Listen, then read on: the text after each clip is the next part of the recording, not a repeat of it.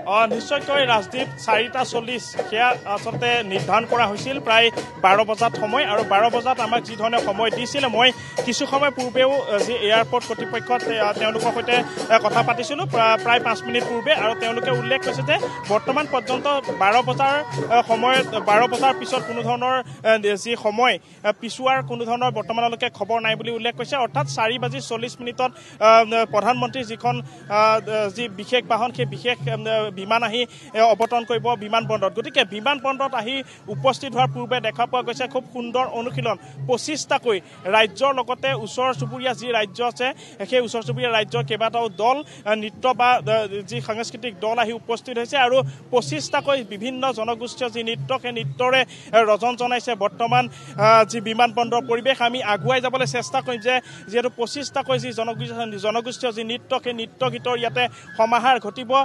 প্ৰধানমন্ত্ৰীগৰাকীক আদৰণি অৰ্থাৎ উষ্ম আদৰণি জনোৱাৰ উদ্দেশ্যে এনেধৰণৰ যি ব্যাপক আয়োজন সেই আয়োজন দেখা পোৱা গৈছে আৰু বাহিৰ ভাগৰ যদি আমি কথা কওঁ যে প্ৰায় 10,000 যি জনতা সেই জনতাই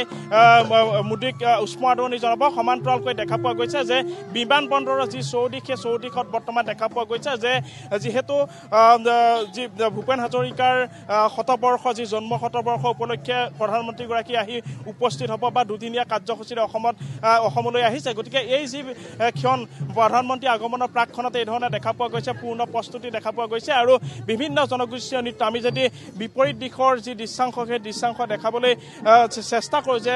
বিভিন্ন জনগোষ্ঠী যে নেপালী জনগোষ্ঠী হওক বা আন যি আদিবাসী হওক বা দেউৰী ডিমাচা প্ৰতিটো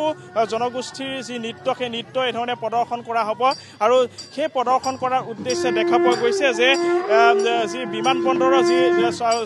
যিটো দিশ আছে বা যিটো পথ আছে সেই পথৰ এটা কাষত দেখা পোৱা গৈছে অস্থায়ীভাৱে যি মঞ্চ সেই মঞ্চ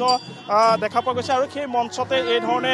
তেওঁলোকৰ যি জনগোষ্ঠীয় নৃত্য সেই নৃত্যসমূহৰ দ্বাৰা প্ৰধানমন্ত্ৰীগৰাকীক উষ্ম আদৰণি জনোৱা হ'ব গতিকে সমান্তৰালকৈ দেখা পোৱা গৈছে ইজনৰ পিছত সিজন যি মন্ত্ৰী বা যি বিধায়ক সেই বিধায়কসকল আহি উপস্থিত হৈছে আৰু তেওঁলোকেও যিগৰাকী প্ৰধানমন্ত্ৰীক সেই প্ৰধানমন্ত্ৰীক আদৰণি জনাব এইকণতে ৰাজদীপ উল্লেখ কৰিব লাগিব যে খানাপাৰাত যিহেতু 5:15 নৰেন্দ্ৰ মোদী ডাঙৰীয়া গৈ উপস্থিত হ'ব আৰু তাৰ পাছতেই